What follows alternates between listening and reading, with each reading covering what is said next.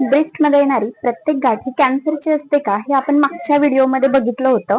त्या व्हिडिओमध्ये बिनाइन आणि मॅलिग्नंटचं डिफरन्शिएशन राहिलं होतं, ते आपण आजच्या व्हिडिओमध्ये बघूया. हॅलो, नमस्कार, मी डॉक्टर प्रियांका.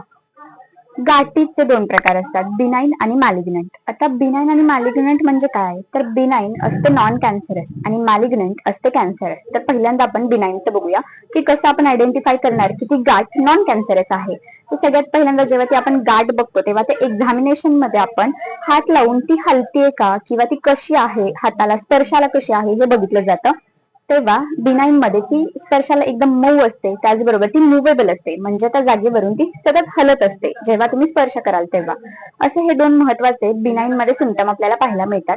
त्याचबरोबर बिनाइन म्हणजे नॉन कॅन्सरस मध्ये ती गाठ ही खूप हळूहळू वाढत असते, म्हणजे ती अचानक स्प्रेड होत नाही, तर तिची वाढ ही खूप हळूहळू असते.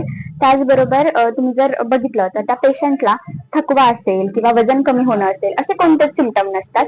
त्याचबरोबर ती गाठ ही दुखत नाही, पण बऱ्याच केसेसमध्ये हार्मोनल चेंजेसमुळे जर ती गाठ आली असेल तर मे बी ते थोडंसं पेनफुल असू शकतं, परंतु बऱ्याच वेळेला बिनाइन म्हणजे नॉन कॅन्सरस मध्ये गाठ ही दुखत नाही. आता दुसरा प्रकार म्हणजे मॅलिग्नंट जो असतो कॅन्सरस. अशा कॅन्सरस स्टेटमध्ये ती गाठ ही बिनाइनच्या अपोजिट असते. म्हणजे काय, तर ती स्पर्शाला खूप कठीण असते, त्याचबरोबर ती अजिबात मूव्ह होत नाही, त्या जागेवरून अजिबातच मूव्ह होत नाही, ती तशीच्या तशी असते. हे असतं मॅलिग्नंटचे सिम्पटम. आता हे तर खूप बेसिक आहे, परंतु मॅलिग्नंट मध्ये आणखीन एक महत्वाचं पाहायला मिळतं, ते म्हणजे वजन हे अचानक कमी होत असतं.